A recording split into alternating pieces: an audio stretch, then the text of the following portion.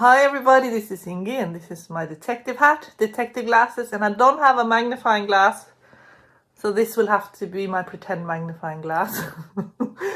Today I'm going to talk about tarot cards as sleuth characters, and my favorite sleuth character of all time is Hercule Poirot, played by David Suchet, and I've been obsessed with this character since my childhood. And in my latest newsletter, I sent out a link to my favorite Hercule Poirot episode, which is called Labor of Hercules. It's set in the Swiss Alps. It's one of the last episodes of Poirot. It's very old in this one. And see if you can predict who the murderer is using the tarot cards. It's one of the best ones, if not the best episode of Poirot. It is 10 out of 10. This is bait. Me, I'm bait. Oui, certainement. The thief Markball, he will be drawn to this place tonight. But you are in no danger, mademoiselle. Poirot, he gives to you his word. They say Markball kills for the sheer pleasure of it. But I have several other characters, detectives, like sleuth characters that I love, and that is, I love Morse, Inspector Morse. And I also love Boud, Peter Boud of Waking the Dead. I love Sherlock Holmes, especially the Benedict Cumberbatch version. And I love Miss Marple. The funny thing about this Peter Boud character is that he's very complex. So I just go through with the cards that I picked, and then I'm going to go through the cards that the tarot will pick, because sometimes that's different, and this is how you learn the tarot as well, is open your mind to let the tarot teach you. Boud I have as the Emperor, because he is like the ultimate alpha, and he also crashes with one of his colleagues called Spencer, who's an alpha male as well, and because they're both so strong in their personalities, they crash and collide. There can only be one emperor. There is a very interesting combination of personalities between him and the forensic psychiatrist, and her name is Grace, and she's like an elderly lady who he works with, but he kind of is very condescending to her. She has extraordinary insight. She can solve the cases using her mind, just understanding the mind of the criminal. But he doesn't seem to really have a lot of respect for her in the series. When she comes with her amazing insights, even when she interviews the suspects, she interviews them in a way that makes them open up. Like, she's almost like a genius the way she does it. She's very good at gaining trust, but he always interrupts her and then spoils the flow that she's in. That most likely would get to the case, that would actually solve it, so I was like, it's really frustrating when that happens. Let's talk about being 6 years old. He's also very fatherly, and he becomes kind of a father figure for the younger female detectives who looks up to him a lot.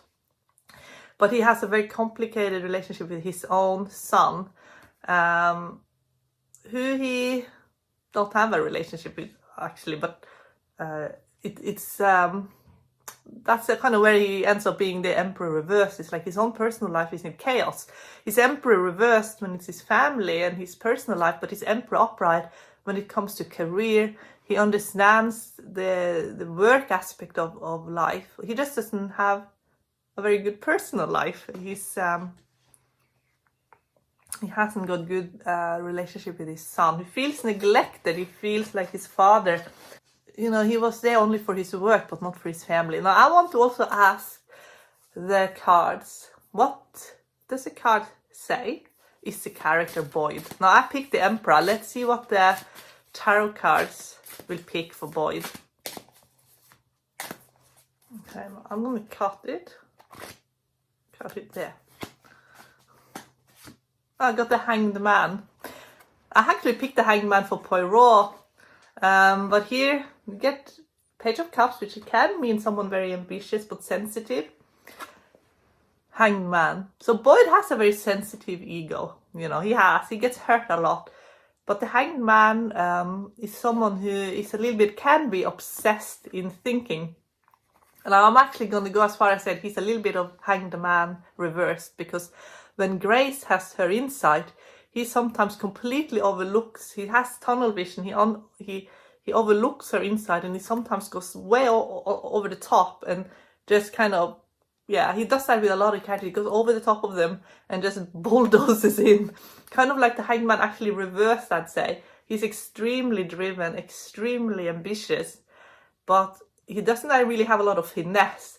So with him, I think he has light bulb moments that he just gets it. But a lot of the times, and then he is really the Hanged Man upright, but when he gets really obsessed with his cases, then he sometimes becomes the Hanged Man reversed. So, interesting character. So let's go and talk about Poirot, who I chose as the Hanged Man, because he's someone who understands people, he observes.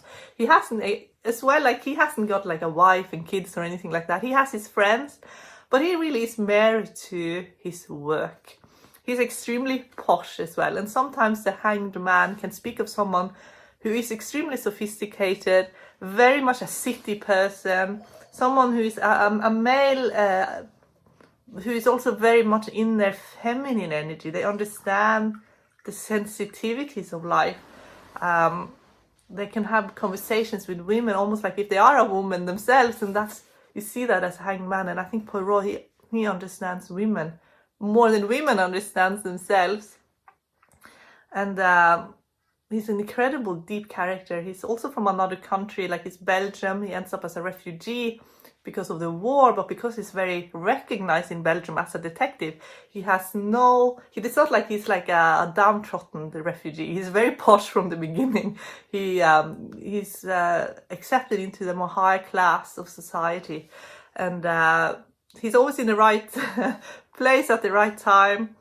Sometimes there are murders happening around him when he's on holiday, when he's traveling, you know, this famous train trips, boat journeys, safaris, or, you know what I mean, like wherever he goes, even on a plane once, there was a murder.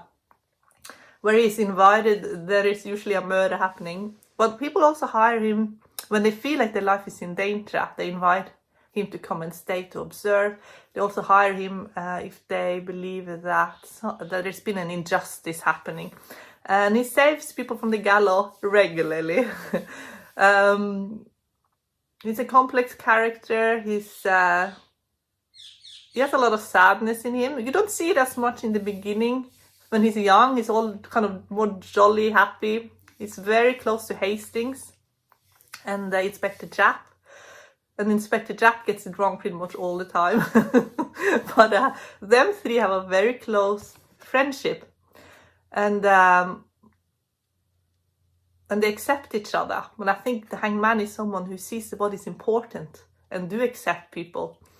Not once do I think he could be Hanged Man reversed. Like, I think he's always Hanged Man when it's at its best. He does fall in love once, and that's actually with a thief. But she's from an aristocrat Russian family. And it doesn't work out between them. She can't live in the same city that Poirot lives in when she's a thief and he's a detective. But it is an episode where you see that Poirot, he has fallen in love with somebody. I think when he gets older, he gets more sadder and sadder, and he looks more like almost a little bit bitter. There's one episode called A Murder on the Blue Train, where you really get to see the side of him that is in conflict, because usually he's not. Usually his mind and heart is always in balance, but in that episode he's actually in conflict between his heart and his mind. Let's see who the tarot says is Hercule Poirot.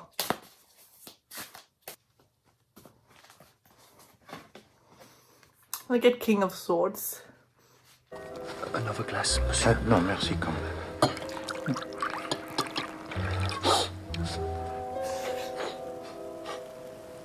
Lieutenant Roy. Ma foi. King of Swords, very analytical, very intelligent. This would be the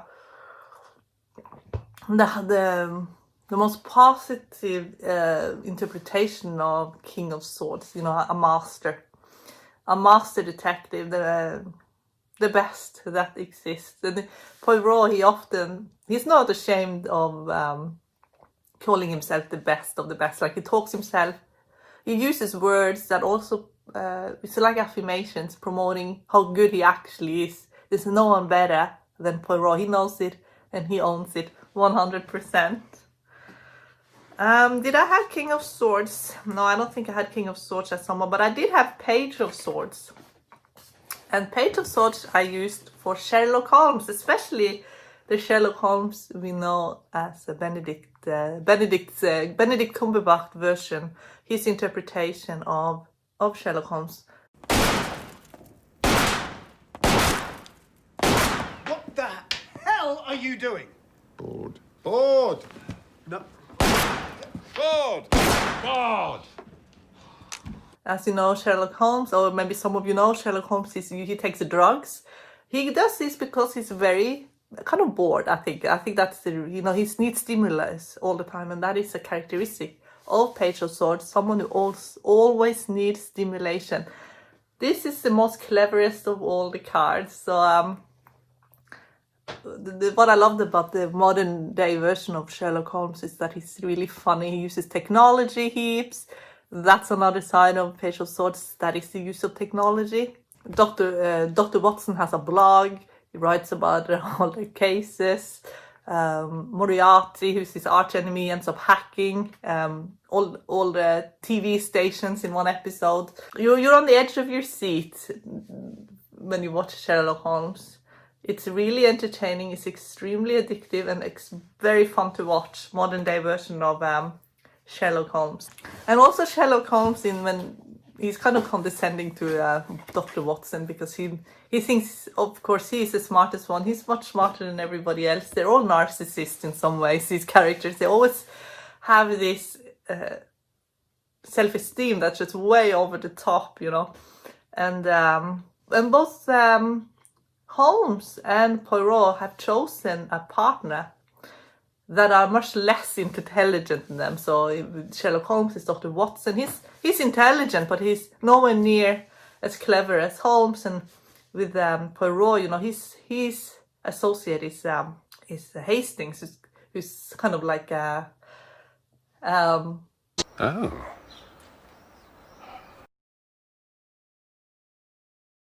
Oh, really? What were they called? I might have read one. Well, let's see. The first was dualism and determinism, an exploration of classical Platonic philosophy. Then there was Aristotelian ethics.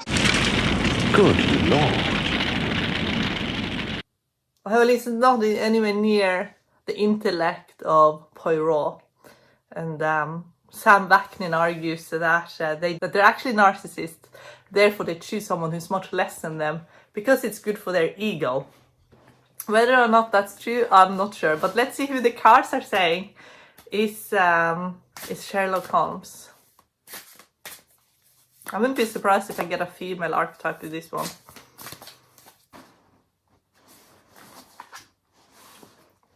At the High Priestess. I had a feeling I was going to get a female archetype for Sherlock Holmes. It's intuition, basically. It's someone who's extremely intuitive. But also who has secrets, and who and someone is keeping secrets from him as well. He's interested in mysteries, not because of the justice to get justice, which is kind of why Boud and Poirot, they want to solve crimes because they really care about justice. But with Sherlock Holmes, it's more about the secrets. What is hidden? What is the unknown? Still the addict. But this is what you're really addicted to. You do anything at all to stop being bored. You're not bored now, are you? Which is actually also what the Page of Swords like to do. If you watched my my tarot card of revenge seen through Wentworth characters, Then this card, I do speak of this one as someone who wants to find all of your secrets out. And so even if it's not in the context of revenge, just as a personality, especially if it's reversed, someone who likes to find out all of your secrets. So this is someone who wants to see what is not obvious, what no one else can see. So that's Sherlock Holmes.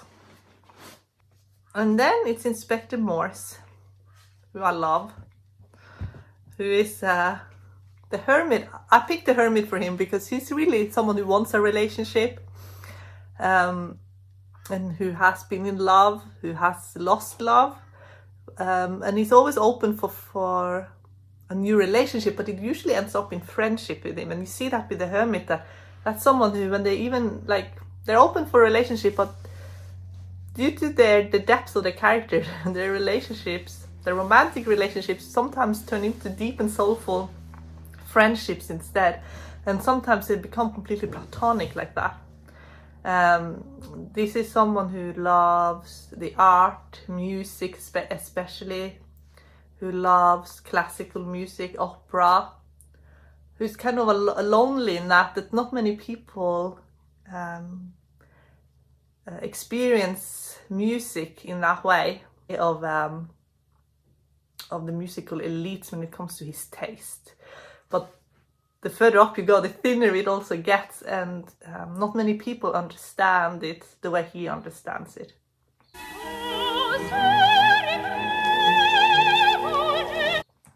And that's kind of at the base of his character, why he also often experiences a lot of loneliness as well.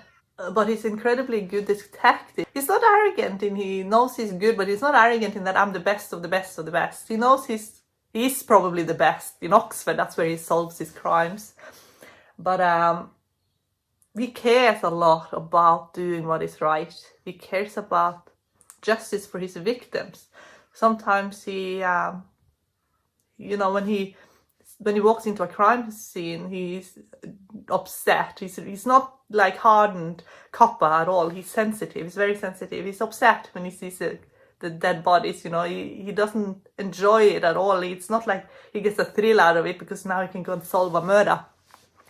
He is extremely soft and sensitive, and he's a good friend as well. Let's see what card the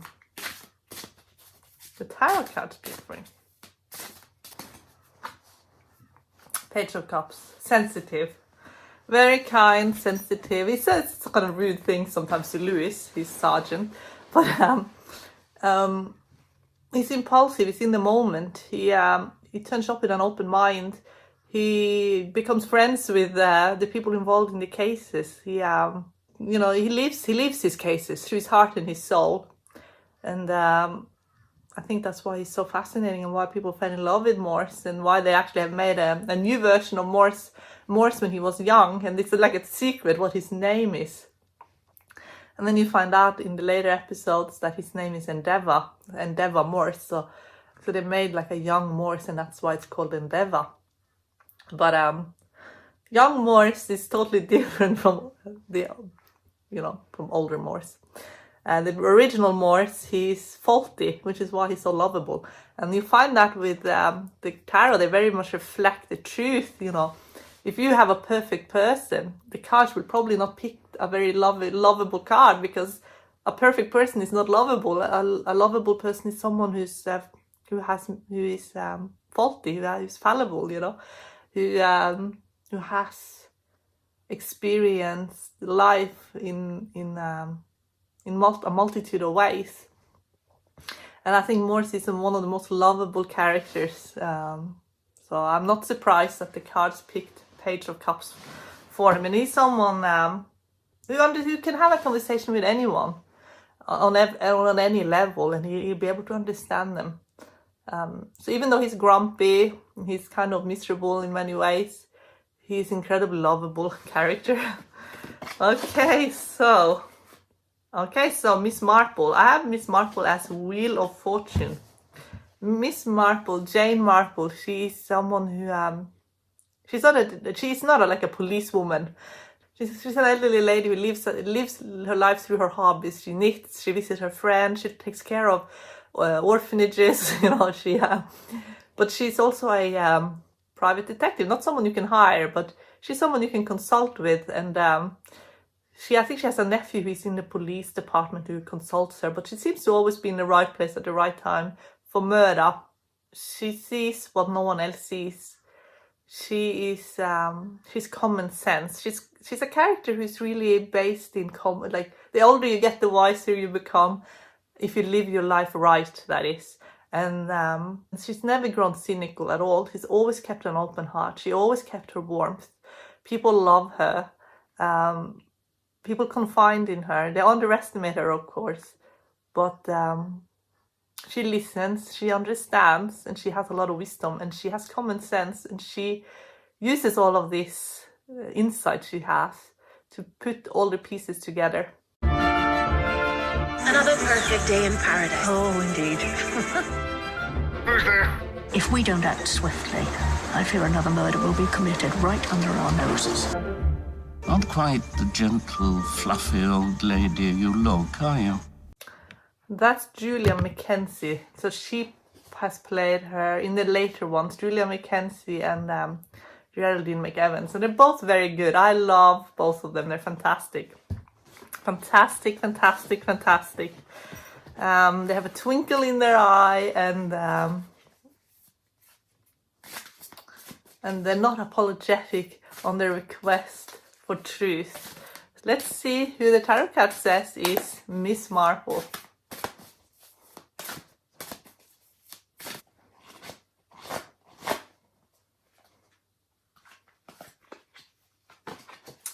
Actually get judgment for her. I had Wheel of Fortune when the card said judgment. So judgment is someone who wakes people up. She has extremely good judgment. That's what it means. So when judgment is at its best, it means you have incredibly good judgment of situations and people. And where everyone is kind of following an illogical thought, but maybe it's logical to them because maybe that's what everybody's thinking. Like, it's more like people are sort of just going along with it. Judgment is it sort of wakes everybody up with the truth. It sees through all the illogical, but more also what we all accepted as truth that probably isn't truth. We just accept things. We accept things to be truthful, but we know deep down maybe it's not exactly so, but we're not really saying anything. But Miss Marple, she's someone who speaks the absolute truth in a situation, and that's what she pursues as well. She has extremely good judgment, but she also is very divinely connected, so her intuition also is extremely strong. So I had her as Wheel of Fortune, but the card says she's also judgment, and judgment also means that this is really her path in life to do this. So if you get judgment, as if you're asking about a calling you have in life, and you get judgment, it means that that's one of the reasons, or maybe the main reason why you're even on this planet, is this is what you're meant to do, and you can never escape it. You can never go against your destiny in that sense. So judgment says being a detective is Miss Marple's highest calling in life. That's why she's always in the right place at the right time. She sets people free with the truth. As you can see, people are kind of trapped in their tombs. They're not really living. Because how can they? They're trapped in a lie, in deceit. But truth sets them free and gives them life again. And that's Miss Marple. That's her gift to the world. So the judgment card is one of the most powerful, if not the most powerful card you get. If it's reversed, it means judgment has gone awry. And you need to check in with yourself and your belief systems. Because you could have, on a fundamental level, been led astray or maybe bought into a lie that is creating problems, a ripple effect of poor judgment in other areas of your life. But judgment upright at its very best, it means very good judgment and truth and divine inspiration. You can almost hear the bells from the angels. It's or the trumpet, you can, it's so obvious. You're just living it through every pore of your body. Divine truth. Do what I do and let the card speak to you. I ask the card what card describes this situation. It can be something you've seen on the news. It can be something you have seen even in a TV show. You can say, describe this person to me. How would you describe this situation and this person? And you actually get taught directly from the tarot cards. It's extremely powerful way of reading the tarot. So guys, I hope you enjoyed this video, and see you again soon. Bye!